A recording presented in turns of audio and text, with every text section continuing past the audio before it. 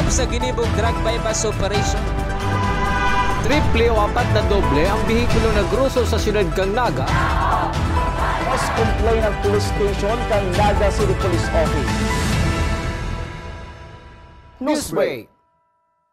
Sa headlines, kan mga barata, presyo kang sirasin gulay sa Naga City People's Mall, apektado kang bagyong Karina asin habagat. Kalusugan Expo Summit pinagkondusir sa Barangay Bagong Bayang Sur, Siyudad kang Naga. Police Colonel Julio Cesar Domingo riribayan na subot sa pagiging Provincial Director kan PNP Camarines Sur. Sarong lalaki sa Calabanga Camarines Sur pinagtutubudan na lamos sa dagat, padagos pang pinagahanap. Bicol Region padagos nanginginotan sa medal tally kang Prisaa 2024. Diyos marhay na banggi. Ako si Antoinette Eduardo ang sa indong tagapagatod, Bareta. Presyo kan sira asin gulayon sa Naga City People's Mall, apektado kan bagyong Karina asin habagat. Ang detalye sa report ni Christine Alcanzo Reyes.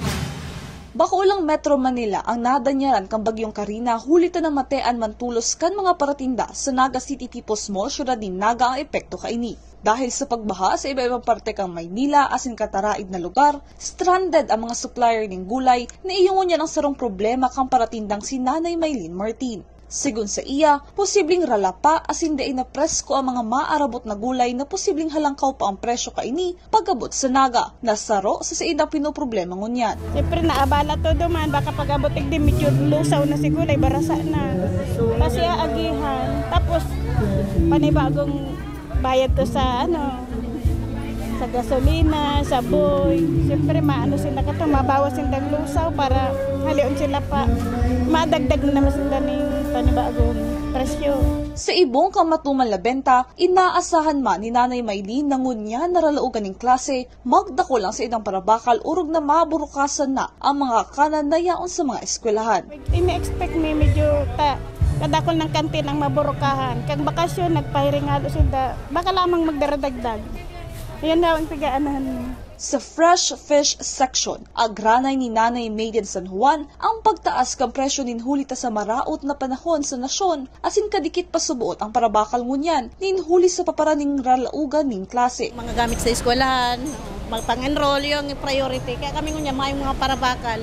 Pag madaling araw, yaw nang sa muyang wholesale. Pag maliwanag na araw na ang sitwasyon, hindi malinig na bagama ng parabakal. Poros na lang kami para tinda. Sa tuyaman babantayan kung malangkaw o mababa ang presyo kan mga pangenot na barakalon sa Naga City People's Mall sa masunod na mga aldaw. Para sa One Media TV 48 Naga, Christine Alcanzo Reyes, Newsbreak. Sa iba pang Bareta, nailipat na si lamppost na yaon sa gilid kan tinampo sa pag-ultanan kan Naga College Foundation asin Biscast sa kalabaan kan Peña Francia Avenue, Naga City. Kasubagong aga pinag-inspeksyon ini kan Barangay Council kan Barangay Peña Francia, Public Safety Office asin Naga City Police Office. Huli ka ini, mahiwas na unloading asin unloading area sa nasabing lugar. Padagos sa mga Bareta, Kalusugan Expo Summit pinagkondusir sa Barangay Bagong Bayang Sur, Siyudad ni Naga, kasubagong aga. Ang detalye sa report ni Christine Alcanzo Reyes. Dara ang sadiring gibong passion fruit asin mulberry juice. Gusto ni Nanay Fe Caranza na maipahiling na kaipuhan tawan importansya ang marhay na salud kan lambang saro. Iniyan sa iyang ibinida sa NutriFest Banqueto kung saan may iba pa man na nagpartisipar na may ibinapabakal na healthy products katakod kang Nutrition Month celebration kang Barangay Bagong Bayang Sur, Siyudad ni Naga. Pero yung gawa ko like this, tanom ko ang passion fruit. So, ang passion fruit kasi nahuhulog lang yan from the vine to the sa daga. So, sobra sa family use namin kasi binabaakmi lang yan, diretso kain na. So, nag-isip ako how to do this. This is, and actually, pang-duwa ko pa sa Naining Gibo. And na-experience ko dun sa City Hall, it works. Kasi, ang process ko po ini, may sikretong konti, pero I have to reveal it. binoboil ko po ang sugar, saka yung water na nilalagay ko. Kaya kung makita mo masarap siya. Kasi yung lasa ng passion fruit, pasok dun sa lasa nung prutas, saka yung sugar, nagbe-blend siya. Ang programang ini ginibo sa pangingenot ni Barangay Kagawad Gwen Hoson. Para sa iya, importante na magkaigwaning araw kaining programa sa idang barangay para ma-promote ang wellness, health and nutrition sa gabos na residente kan barangay. So isa po sa mga concerns pa rin talaga is of course yung health. We want to maintain yung health sa barangay sa lahat ng ages. So kaya namin nilaunch itong Kalusugan Expo Summit para monthly na-educate sila kasi hindi naman lahat natuturo sa one discussion, and yun nga, iba-iba yung mga practices din sa health. Minsan may mga bago na na pwedeng maituro pa rin. So yun po yung yung objective kung bakit siya monthly. Plano ni Barangay Kagawad Hoson, nagibuhon na ining bulan-bulan na programa, alagad may man iba-ibang topic.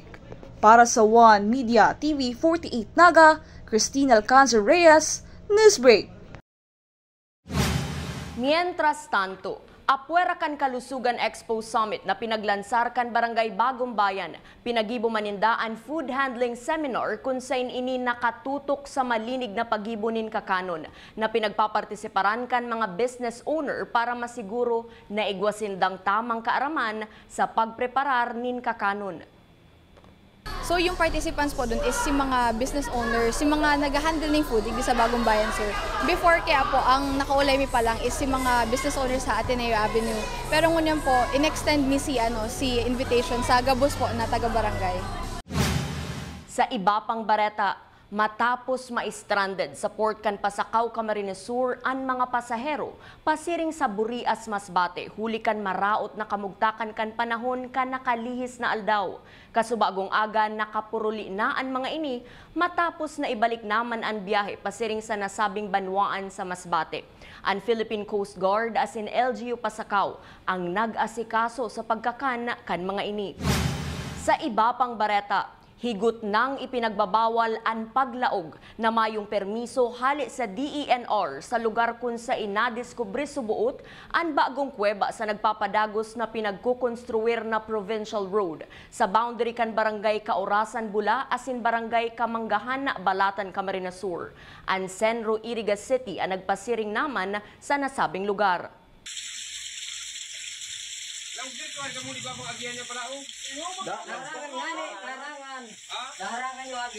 So, bali po, hindi natin siya mapasok kasi medyo Sa pagbabalikan news break, sarong lalaki sa banwaanin Calabanga, Camarines Sur na pinagtutubudang nalamos, padagos pang pinagahanap. Iyan asin iba pang mga bareta sa pagbuelta kan One Media TV 48 Naga News Break. Dakop sa ginibong drug bypass operation. Triple o apat na doble ang bihikulo na gruso sa siyudad kang Naga. Mas complain ng police station kang Naga City Police Office. Newsbreak. We invest in shaping the future of healthcare. Our investment in the state-of-the-art facilities and the latest equipment means our students gain hands-on experience with the current technology driving the healthcare industry forward. From immersive laboratories to AI-powered patient model simulators to innovative learning environments, our graduates are prepared to meet the challenges of modern healthcare. The Naga College Foundation, College of Health Sciences, your premier leap to becoming a champion of healthcare.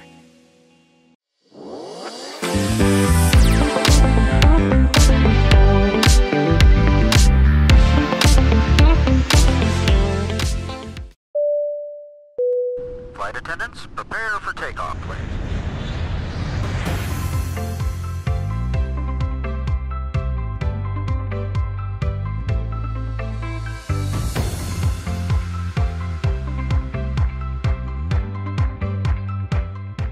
Slip flight vest over your head. Take the tape around your waist.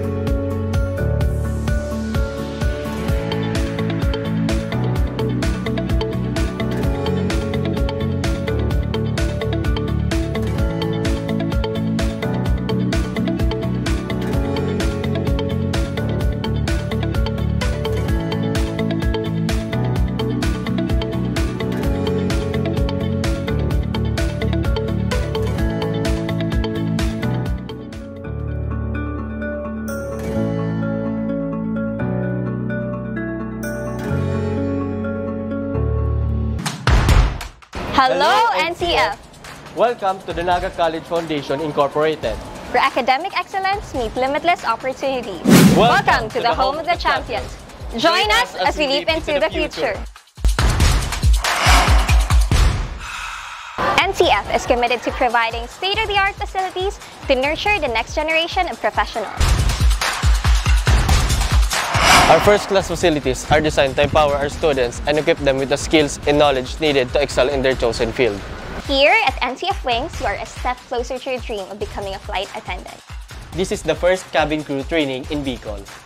But at the heart of it all is the newly constructed College of Criminal Justice Education building. The Naga College Foundation Incorporated is one of the 10 schools in the Philippines recognized by the Commission in Higher Education as the Center of Development in Criminology. Our classrooms are designed to facilitate interactive learning, Strategically designed to support collaborative discussion and critical thinking. This building is home to Bicol's first world-class indoor firing range, which provides our students first-hand training in ensuring that they are proficient in firearm safety and marksmanship. from crime scene simulation laboratories to forensic science facilities. NCF CCJE has a wide range of specialized resources to prepare its students for various career opportunities in criminal justice. Unlock your potential today. Join us as we leap into the future. Join the Naga College Foundation, College of Criminal Justice Education.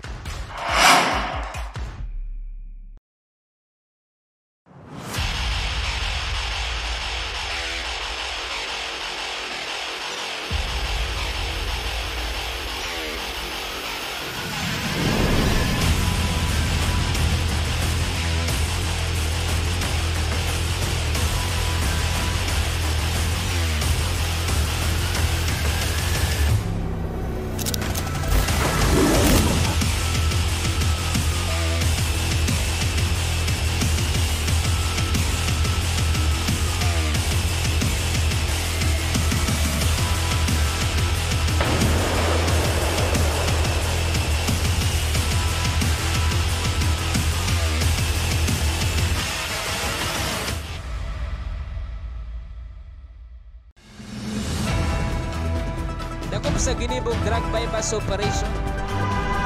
Triple o apat na doble ang bihikulo na gruso sa siyudad kang Naga. Mas complain ng police station kang Naga City Police Office. Newsbreak.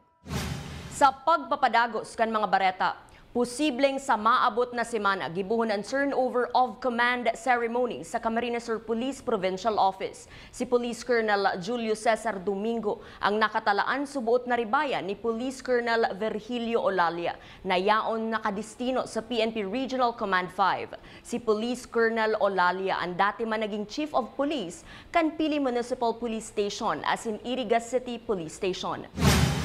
Sa police report, matapos ang insidente nin pagkalamo sa Barangay Kotmo, San Fernando, Camarines Sur, kung saan duwaan pinagbawian in buhay. Sa banwaan in Calabanga, Camarines Sur, pinagahanap man ngunyan ang persona ni Romel Agudong na pinagtutubodang nalamos sa kadagatan na sakop ka nasabing banwaan.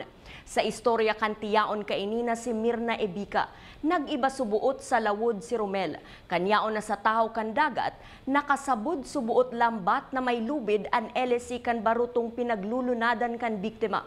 Nagtabang man subuot si Romel alagad ibang lubid ang sa iyang naputol asin dagos ng nadarakan alon.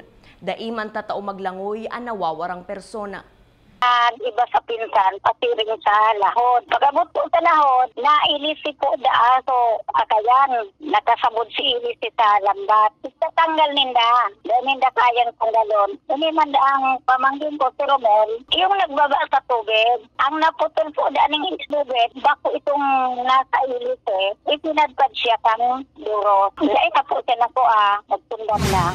Sa iba pang police report, kaipuhan makapagpiyansa nin 10,000 pesos kan sospek na si alias Joan, 48 anyos, residente kan PNR site Barangay Triangulo, Syudad ni Naga para sa kasong theft. Kasuudmang alas 10 nin banggi, kan arestuhon ang sospek sa kalabaan kan Panganiban Drive, Syudad ni Naga.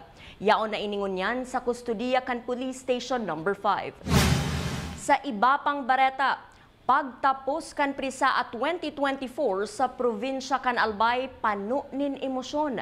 Ang mga istorya nin kadaogan asin trayumpo, magsisirbing inspirasyon kan mga atleta asin sports officials. Ang detalye sa report ni Ja Maika Angeles. Bilog an bola. Yan ang pinagrumdum kang makarawat ko niyan sa mga atleta na naglaban sa week-long Prisaa National Games 2024. Si Ken Gabriel Vargas, 19 anyos, ngunyan palang nagkawat sa Prisaa sa lado kan weightlifting. Daiman siya sinuwerte sa enot na laban niya, alagad ginibo na lang niya ining motivation para sa buot mas pakarayon pa an sa iyang training. Magpapalakas pa po lalo, saka aayusin ko po yung mga techniques po sa snatch and clean and jerk po. Yung mama ko po na nag-motivate po sa akin na kahit po matalo, ayos lang po. Sana po makatapat ko pa po sila and babawi po ako. Maluha-luha man ang football player na si Odi Bedjones kan iistorya sa mo an sa iyang journey sa pinapadangat niyang kawat. Grade 4 pa sa buot kang siya magpuon digdi hasta makatapos siya in kolehiyo. Siguro disappointed kasi siguro dai mi nakuha si gusto ming mako ang championship game and tapos na. Tinanggap ko na lang kasi ginibo mi man si Gabos na makakaya mi and si teamwork mi napailing mi man Gabos. Pinaka number 1 na inspiration ko is ang family ko po. Tapos para po makapagtapos ng pagklase, mas inugutan ko tong pagiging football player ko para matabangan ko ang pamilya sa ning scholarship, makatabang sa family. Asin may mensahe man si Odi sa iyang coach, asin sa iyang mga ka-team. Message ko sa kanila, salamat sa Gabos na iribanan and the best ang iribanan ta. Salamat. May last dance. Confident and Vice President for Sports, Culture and Arts Dr. Nelba Olaso kan Naga College Foundation na doble ang medalyang maiuuli kan NCF sa susunod na Prisaa. I am confident to double the medal next year in Tuguegarao because of the support of the administration in Naga College Foundation, especially to Sir Mario C. Villanueva. Sa nanalo, congratulations and continue your training for Tuguegarao next year. Huwag kayong mawalan ng pag-asa. Okay? Just continue your rigid training for the whole year. Not only 1 month, 2 months, but for the whole year. Sa pagtatapos kan Prisaa National Games 2024, dakol kitang istoryang naaraman. Mga istorya nin paglaom, paglaban, pagkagana asin pagkadaog. Alagad saro ang sigurado sa kagabusan kaini. Gabos na tawa digdi mapaparatsenda, opisyales asin mga atleta, basta Pilipino, matibay. Halit digdi sa National Prisaa Games 2024 sa Legazpi City, Albay para sa One Media TV 48 Naga, Ja Maika Angeles, Newsbreak. Padagos pa sa mga bareta, atleta kan Naga College Foundation na nagpresentar kan Bicol Region sa National Prisaa sa probinsya kan Albay, nakapagrehistro nin bagong National Prisaa record. Mantang Bicol Region nakapaghakot nin dakul na bulawan na medalya. Ang detalye sa report ni Dennis Batir. Sa partial and official medal tally na pinaluwaskan patapos ng National Prisaa, nanginginot man girare ang Region 5 na may pinakadakol na nakuang medal. 151 na medals ang natipon kan juniors, mantang sa seniors division nakaguno ininin 54 na medals. Sa swimming, nakasungkit ning gold medal sa 4x200 freestyle ang panbato kan NCF na si Giancarlo De La Torre, asin sa junior girls, silver medal si Alnessi Amaro. Record-breaking man sa triple jump ang player kan NCF na si Antonio Luis San Lorenzo. Gold medalist siya sa high jump, boys division asin silver medal man sa long jump. Sigun sa iya, dahil niya inaasahan na makakakuha siya ng arog kaning achievement, lalong-lalo na taini ang pinakainot niyang kawat sa National Prisaa. Super happy po syempre kasi unexpected po. Like for the first time ko po maglaro sa Prisaa na nakabreak po ako ng record. Kaya super happy po talaga. More training pa po kasi sa paparating pong National Open, mag-entry daw po. So, papaghandaan ko po na mabuti para po mapanalo ulit po yung laro. Stay humble po. Kahit gaano po kalaki yung napanalunan mo, like gold, stay humble lang po. Palagi po sinasabi nila coach na kahit anong mangyari, wag daw po lalaki yung ulo. Like, stay humble, stay positive, and enjoy the game daw. Gana maning gold medal si Crisel Johan Belleca sa 200-meter run, mantang nakakuha maning gold medal ang boys division kan 4x100 relay, as in gold medal ang girls division kan 100-meter dash. Mantang sa laban kasubagong aga sa football junior team, nakakuha inining silver kontra NIR. Sa pagtatapos kan prisa adig di sa Legazpi, dakulang onra sa satong rehiyon na ipahiling sa bilog na nasyon ang tibay kan satong mga players sa manlain-lain na sports. Dahil matatawaran ang sa indang dedikasyon sa ibong kanpagal asin sakit na sa indang inagihan. Hali digdi sa Legazpi para sa National Prisa at 2024, Dennis Batir, Newsbreak. Sa iba pang bareta, pag minaabot ang piyestahan sa Banwaan, dain na mahali ang magagayon na aktibidad. Kabali na digdi ang parada. Sa Banwaan in Libmanan, Camarines Sur, bakong mga daraga ang nagpahilingkan sa indang tibay, gayon asin kakayahan sa pagiging majorette, kundi ang magagayon na miyembro kan LGBTQIA+, hali sa manlain-lain na parte kan Camarines Sur. Ang detalye sa report ni Kelly Francisco. Kasabay kan pagselebrar kan kapiyastahan kan Libmanan, iyo ang pagkaigwan ng first PJ Gay Majorette Competition na pinagralabanan kan manlain-lain na grupo sa Camarines Sur, kung saan naiuli kan pasakaw ang kampyonato. Ini para maghatod nin dagdag konsuelo sa mga paradalan. Ayan po. So how did I come up with this event? So I've decided that the LGBTQ community should and must participate in the upcoming festivities of Libmanan. Congratulations to Team Pagirl of Pasakaw. They are the champion. They were hailed as the champion of the said competition.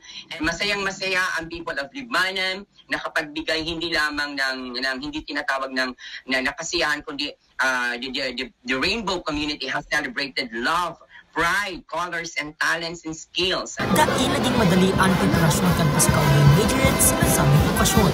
The preparation was not easy, to be honest. Like, oras, puyat, pagal, sacrifice sa mga racket, gabos yan, live up ng mga members ng Pasakaw Gay Majorettes para magkaigwan yung magayon na resulta. Those trophies, recognitions na nakuaninda are just a proof that Pasakaw Gay Majorettes are all talented, dedicated in their crafts, and of course, they're very proud to represent Pasakaw. Dakulang honra asing pasasalamat ang mensahe kan leader kan grupo na si Michael Agrilla. Siyempre, maugmahon and parang gabos na pagalta, gabos na puyata, gabos na pinagpagalpagalan ta, may magayon na resulta, and yun na yun naging parang yung pagiging champion ta. And siyempre, may pinapatunayan kita sa sadirita and as a group, and puun ka to hanggang ngunyan, Pasakaw Gay Majorette is Pasakaw Gay Majorette. Pwede ko na po gabos-gaboson, pasalamatan sa mga nagtabang sa mo para maging arog ka to si outcome kang grupo me. Thank you so much po sa Indogabos. Ang pagtaonin pagkakataon sa mga LGBTQIA+ members na maipahiling ang sa indang talento, dakulang bagay para sa inda. Ninuhuli tayo ni sarong patunay na daibasehan ang seksualidad kan sarong tao para makapagatod nin kaugmahan.